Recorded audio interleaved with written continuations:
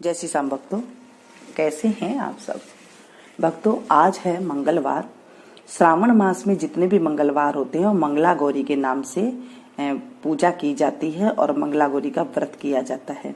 हर सुहागिन स्त्री को ये व्रत करना चाहिए। इससे सुहाग की लंबी आयु होती है और घर में पुत्र पुत्रादि की प्राप्ति होती है। और जो कंवारी लड़की होती है उसे भी मनभावन पति मिलता है, क्योंकि पार्वती माता का ये दिन होता है। सोमवार होता है शंकर भगवान का और जो मंगलवार होता है वो पार्वती माता का होता है। मंगला गौरी के नाम से ये व्रत किया जाता है। व्रत की विधि मैंने आपको बता दी थी। आज हम कथा का स्मरण करेंगे। दूसरा मंगलवार है, मंगला गौरी की कथा का स्मरण करते हैं। बोलते माता पार्वती की जय, मंगला गौरी मैया की जय। बहुत पुरानी बात है। एक गांव था, उसमें सेठ सेठानी रहा करते थे। सेठ सेठानी को पैसे की बात की कोई भी कमी नहीं थी। घर में सारे सुख साधन थे, लेकिन एक चीज की कमी थी कि उनके कोई संतान नहीं थी। इस चीज से वे बहुत दुखी रहते थे। एक दिन उन्होंने पंडितों को बुलाकर पूछा कि हमारे ऐसे क्या दोष है जिससे हमें संतान नहीं है। पंडित ने सारी कुंडली वगैरह देखी और उसके बाद बताया कि आपको मंगलवार का व्रत करना है, जिससे आपको संतान प्राप्ति होगी। सेठ सेठानी मंगलवार का व्रत किया करते थे और काफी महीने हो गए व्रत करते करते। तो माता पार्वती ने प्रसन्न हो गई और उन्हें सपने में आकर बोला कि मैं तुम्हारे व्रत से प्रसन्न हूँ और मैं तुम्हें आशीर्वाद देती हूँ कि तुम्हारे एक पुत्र रत्न की प्राप्ति होगी। और इसके लिए तुम्हें एक ऐसा आम का वृक्ष ढूंढना पड़ेगा जिसके नीचे गणेश जी बैठे हुए हैं, और उस आम के वृक्ष से एक फल आम तोड़ करके अपनी पत्नी को खिला देना, जिससे तुम्हारे पुत्र रत्न की प्राप्ति होगी। शेर सेठानी बहुत खुश थे। उन्होंने खूब ढूंढा आम का पेड़, लेकिन आम का पेड़ कहीं दिखाई नहीं दे रहा था। एक दिन आम का पेड़ उन्हें ऐसा ढूंढ ही लिया जिसके नीचे गणेश जी भगवान बैठे हुए थे। अब आम बहुत ऊंचे थे तो सेठ ने नीचे से पत्थर मारना शुरू किया। जब पत्थर मारा तो ऊपर से आम तो उतर गया, लेकिन वो पत्थर जाकर के गणेश जी के ऊपर लग गया। गणेश जी ने उन्हें श्राप दिया कि तुम्हें माता पार्वती की वजह से एक पुत्र रत्न की प्राप्ति तो होगी, लेकिन वो 16 वर्ष की आयु से ज्यादा नहीं जीवेगा।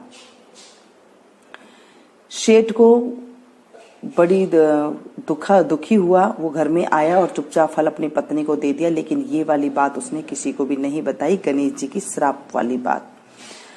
अब लड़का जब बड़ा हो गया उसे पढ़ाई लिखाई कराने लगा और सेठ अपनी दुकान में अपनी दुकान के साथ ही जो है उसमें काम कराने, व्यापार काम करने लगे। और गणेश जी ने श्राप दिया कि तेरा बेटा जब 16 साल की आयु का हो जाएगा तो उसे सांप डस जाएगा। तो इस श्राप से मुक्ति के लिए वो अंदर ही अंदर दिमाग में बातें रखता था कि मैं कैसे इसका उपाय करूं जिससे ये मेरा बेटा जो है जीवित रह जाए। एक बार व्यापार के जब काम के लिए बाहर गए हुए थे तो उन्होंने पेड़ के नीचे खाना खा रहे थे। तभी 2 लड़कियां आई और वो कपड़े धोने के लिए बहुत संपन्न घर की लग रही थी, अच्छे घर की लग रही थी, और उनके मुस्कान करती हुई वो हंसी खिलखिलाती हुई बातें कर रही थी, कपड़ा धोती हुई बोल रही थी। 2 लड़की थी, उनका नाम था कमला और एक का नाम था मंगला। कमला ने मंगला को बोला कि मंगला, मेरा मंगलवार का व्रत करते हुए 16 व्रत हो गए हैं। अब मुझे उद्यापन करना है। अगले मंगलवार को मेरा उद्यापन हो जाएगा। तू भी व्रत कर लेना, तुझे भी जो है मनभावन पति, व्रत करने से मनभावन पति मिलता है। अगले साल से तू भी रख लेना। मंगला ने कहा ठीक है, रख लूंगी। कमला और मंगला की बातें वो दोनों बाप बेटे सुन रहे थे। तो सेठ जी ने सोचा कि ये जो लड़की है मंगला गौरी का व्रत कर रही है, ये मेरे बेटे को जो है अच्छी लंबी आयु दे सकती है, क्योंकि मंगला गौरी व्रत करने वाली लड़की का अमर सुहाग का आशीर्वाद होता है। वो अपने सुहाग की रक्षा करती है, उसकी सुहाग की लंबी आयु होती है। सेठ जी सियाने थे, उस लड़की के पीछे पीछे चले गए। और लड़की के पिता भी खूब खानदानी थे, खूब पैसे वाले थे। उन्होंने भी जो है रिश्ते की बात कर ली और करने के बाद उन्होंने खूब धूमधाम से बेटे का विवाह कर दिया। अब बेटा भी घर में जो है अच्छी तरह दोनों रहने लगे। तो माता पार्वती का जब उद्यापन करने का टाइम आया, कमला ने जब व्रत करती गई, ससुराल में भी मंगला गौरी का वो व्रत करती गई और उसने उद्यापन करने की सोची तो माँ ने सपने में, पार्वती माता ने सपने में आकर कहा कि माँ, पार्वती ने कहा कि बेटी मैं तेरे व्रत से अति प्रसन्न हूँ।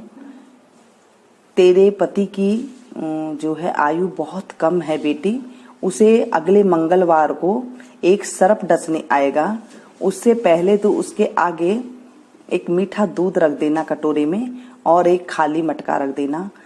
सांप दूध पीने के बाद उस घड़े के अंदर जाकर बैठ जाएगा और तो उस घड़े का मुंह फटाफट से बंद करके उस घड़े को कहीं दूर छोड़ आना, जंगल में छोड़ देना। कमला ने किसी को ये वाली बात नहीं बताई और मंगलवार आया तो उसने मीठा दूध रख दिया कटोरे में और घड़े को, खाली घड़े को रख दिया। उसके बाद सर्प ने उसमें दूध पिया और घड़े के अंदर जाकर के बैठ गया। कमला ने घड़े का मुंह बंद किया और उसे ले जाकर जंगल में छोड़ आई।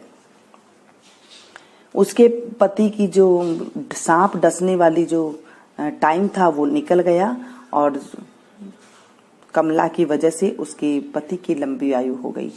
ये व्रत ऐसा ही है, जो भी सुहागन स्त्री करती हैं उनकी पति की जो है लंबी आयु होती है और पत्नी जो है सदा सुहागन रहती है। हे मंगला गौरी मैया, जैसे आपने कमला के पति को जीवन दान दिया, सभी का देना, उसकी पति की आयु लंबी की, उनकी भी करना। जो ये कहानी सुन रहे हैं उनके पति की भी करना। जो ये कहानी कहे, सुने, पढ़े और हुंकारा भरे, जो इस कहानी का हुंकारा भरते हैं उनकी पति की भी लंबी आयु करना। दोस्तों, व्रत ना कर सके तो ये कहानी को अवश्य सुनना। कहानी सुनने से भी जो है इसका फल बहुत मिलता है, क्योंकि मंगलवार को माता पार्वती जो है मन की भी होती है। आप मन से उनकी पूजा कीजिए। अगर आपका शरीर नहीं काम देता है, आप नहीं कर सकते ये व्रत, तो आप पार्वती को नस्त मस्तक होकर की कथा सुन लेती हैं तो भी आपको इतना ही फल की प्राप्ति होती है।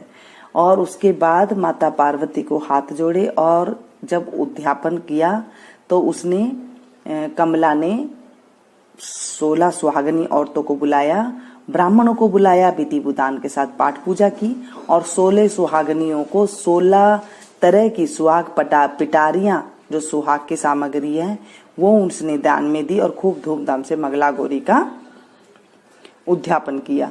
सारे नगर में ढिंडोरा पिटवा दिया कि सब कोई इस व्रत को करना, हर सुहागन स्त्री ये करना, जिससे उसके पति की लंबी आयु और जो है पुत्र पौत्र आदि की प्राप्ति हो। हे मंगला गौरी मैया, हमने आज ये कथा करी है और इस कथा को सुनने वाले, पढ़ने वाले, हुंकारा भरते को सबको जो है आशीर्वाद देना और उस कहानी का जो है हमें इस तरह से स्मरण करना चाहिए।